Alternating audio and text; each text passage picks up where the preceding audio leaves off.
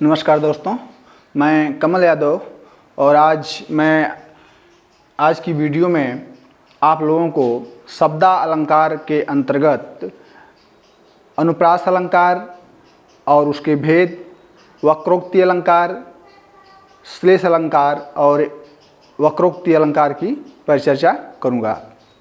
क्योंकि इसकी पूर्व वाली वीडियो में मैंने शब्दालंकार, अर्थालंकार की परिभाषा बताया और इन दोनों के अंतर्गत आने वाले जो अलंकार हैं उनको भी मैंने वर्गीकरण के साथ बताया था। तो अब मैं शब्दालंकार के अंतर्गत जो अलंकार आते हैं उन पे उदाहरण के साथ चर्चा करूंगा। शब्दालंकार के अंतर्गत मैंने आप लोगों को बताया था कि अनुप्रास अलंकार, वक्रोक्ति अलंकार, श्लेष अलंकार इत्यादि अलंकार आते हैं। तो सबसे पहले मैं अनुप्रास अलंकार के ऊपर परिचर्चा करूंगा। क्या है अनुप्रास?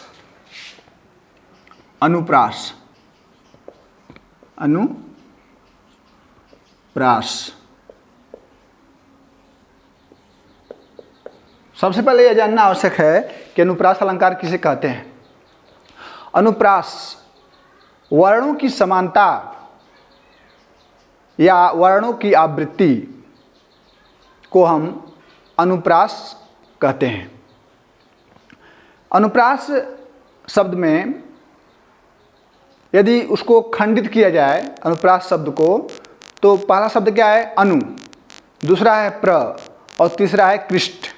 अनु का अर्थ होता है अनुकूल, प्र का अर्थ है प्रकृष्ट और अस का अर्थ है सन्निवेश, अर्थात वर्णों का रस के अनुकूल सन्निवेश करना या वर्णों को रस के अनुकूल रखना ही अनुप्रास कहलाता है। अनुप्रास के अंतर्गत इसके 5 भेद हैं, जैसे छेकानुप्रास, वृत्त्यानुप्रास, श्रुत्यानुप्रास, लाटानुप्रास और अंत्यानुप्रास।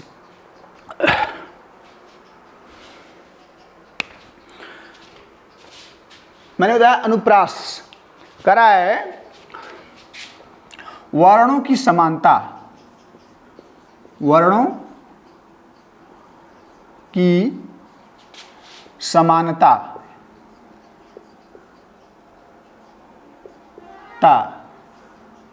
या आवृत्ति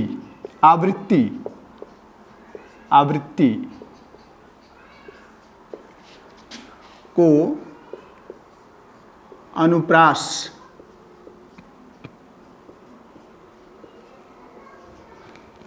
अनुप्रास कहते हैं। अब अनुप्रास शब्द पे अगर विचार किया जाए कि कैसे कैसे बना है, तो पहला शब्द क्या है? अनु। क्या है? अनु। दूसरा है प्र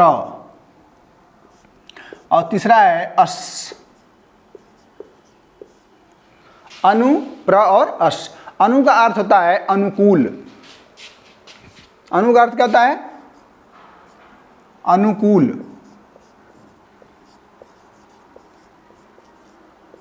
प्र का अर्थ क्या है? प्रकृष्ट। अस का अर्थ है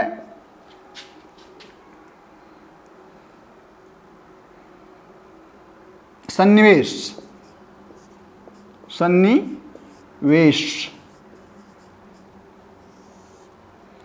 इस प्रकार से इनको मिला करके देखा जाए तो अनुप्रास का अर्थ हुआ रस के अनुकूल या रसों के अनुकूल वर्णों का सन्निवेश ही अनुप्रास कहलाता है। रसों के अनुकूल, रसों के अनुकूल वर्णों का सन्निवेश ही अनुप्रास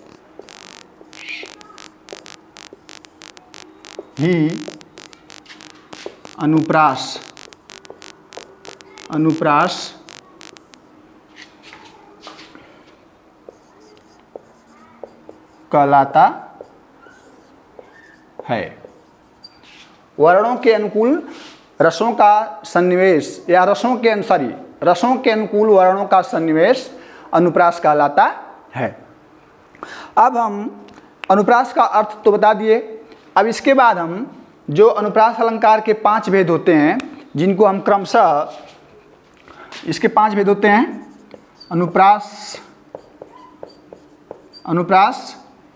के 5 भेद होते हैं,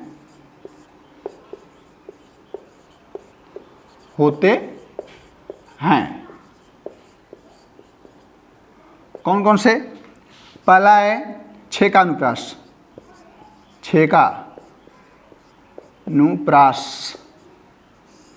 दूसरा है वृत्त्यानुप्रास,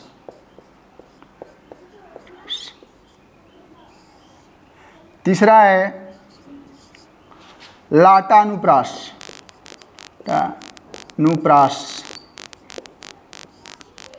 चौथा है श्रुत्यानुप्रास,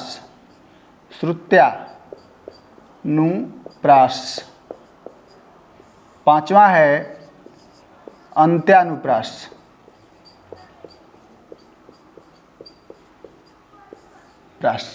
अब क्रमशः मैं छेकानुप्रास, वृत्त्यानुप्रास, लाटानुप्रास, श्रुत्यानुप्रास और अंत्यानुप्रास पे परिचर्चा करूंगा। देखते हैं आगे इसके।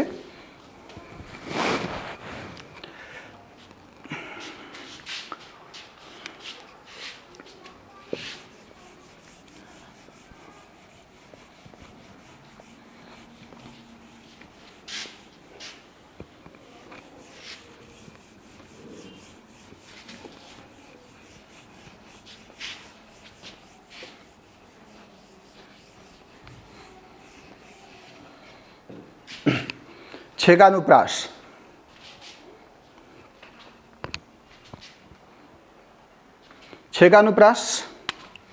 क्या है? छेकानुप्रास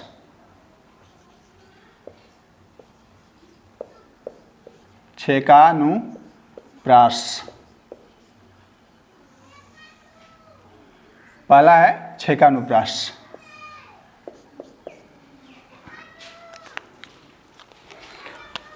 छेका शब्द का अर्थ होता है चतुर या विदग्ध या चालाक। यानी इस अलंकार को छेकानुप्रास इसलिए कहा गया क्योंकि यह जो है चतुर लोगों को बहुत ही पसंद है, इसलिए इसको छेकानुप्रास कहा गया है। छेकानुप्रास की पहचान यह होती है कि जहाँ पर स्वरूप और क्रम से अनेक वर्णों की आवृत्ति, जहाँ पर स्वरूप और क्रम से अनेक व्यंजन वर्णों की आवृत्ति एक बार हो, वहाँ पर छेकानुप्रास होता है। जैसे क्या कर रहा है?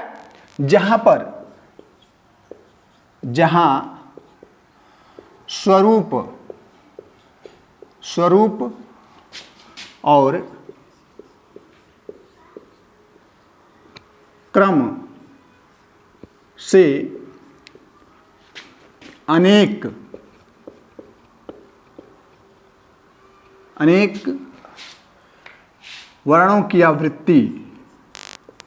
अनेक वर्णों की आवृत्ति,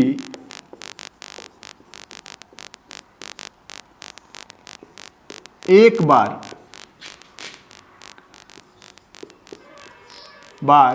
हो, वहाँ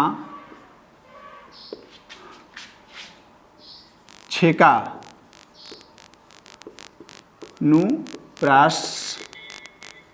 होता है। छेका का अर्थ है, छेका का अर्थ होता है चतुर, चालाक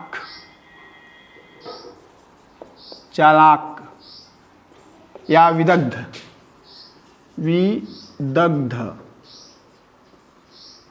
अर्थात चतुर और चालाक लोगों को छेकानुप्रास बहुत ही पसंद है, यह अलंकार बहुत ही पसंद है, इसलिए इसको छेकानुप्रास के नाम से जाना जाता है।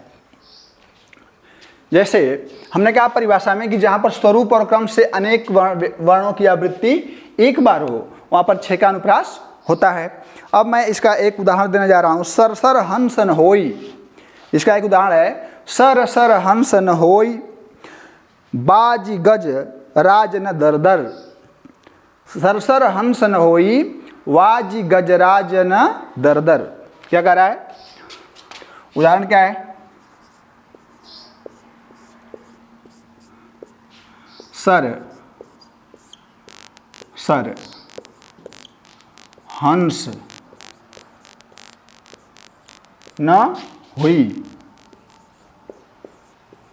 हुई, वाजी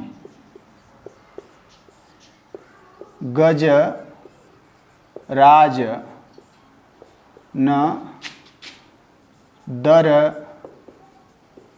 दर। अब यहाँ पर क्या है? सर सर हंस न होई, वाजी गजराज न दर दर। फिर दूसरी पंक्ति में क्या कह रहा है? तरु तरु सुफल न होत, नारी पतिव्रता न दर घर घर। तरु तरु सुफल न होत, तरु तरु तरु तरु सुफल न होत, सुफल न होत, नारी पति व्रता न घर घर। कह रहा है कि सरसर हंस न होई। सर माने तालाब, सर माने तालाब, छोटा सर रहेगा और र रहेगा तो हो जाएगा सर, सर माने तालाब। तो सरसर हंस न होई, कह रहा है सभी तालाबों में हंस नहीं होते। फिर कह रहा है वाजी गजराज न दर दर। वाजी माने घोड़ा, गजराज माने हाथी और दर दर माने दरवाजा या द्वार।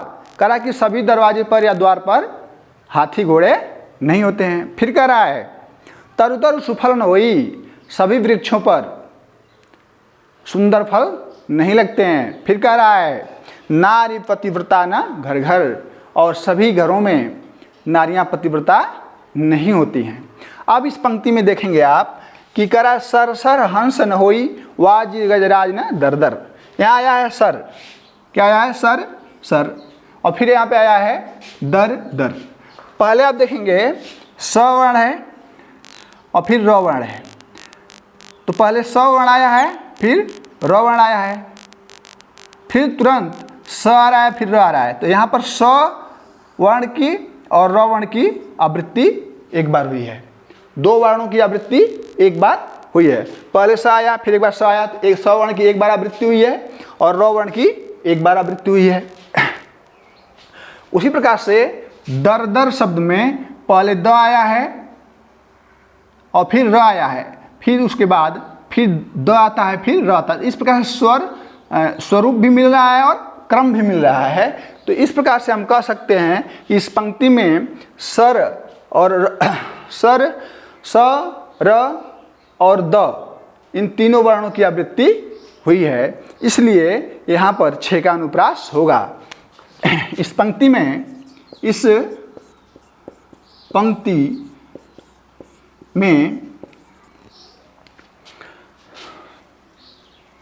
पहली पंक्ति में इस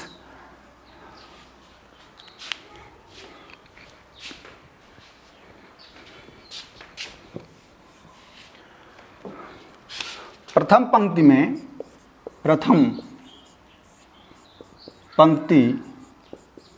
में स, द तथा र इन सभी इन तीनों वर्णों की एक बार आवृत्ति हुई है। दूसरी पंक्ति में देखते हैं, कह रहा है तरु तरु सुफल न होत, नारी पतिव्रता न घर घर। फिर कह रहा है तरु फिर कह रहा है तरु, और फिर कह रहा है घर, और फिर कह रहा है घर। तो पहली पंक्ति में आया है, दूसरी पंक्ति में आया तरु तरु, तो पहले त आया है, फिर र आया है, फिर पहले क्या आया है, घ आया है, फिर र आया है। तो इस पंक्ति में भी पहले त घ, त और घ वर्ण की आवृत्ति हो रही है। दूसरी पंक्ति में, या कह लीजिए द्वितीय पंक्ति में त, र और घ वर्ण की आवृत्ति एक बार हुई है। अतः यहाँ पर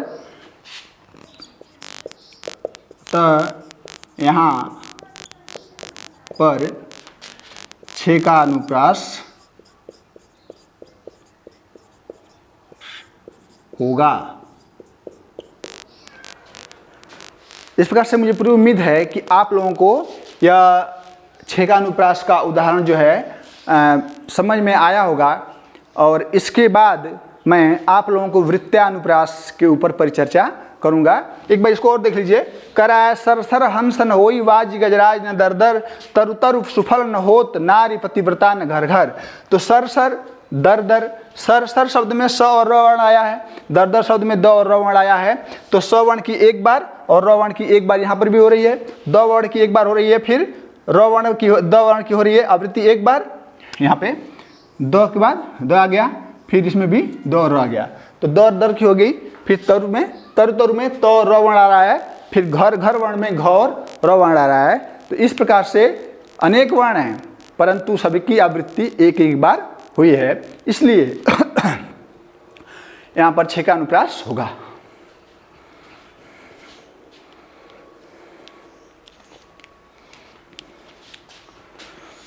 धन्यवाद।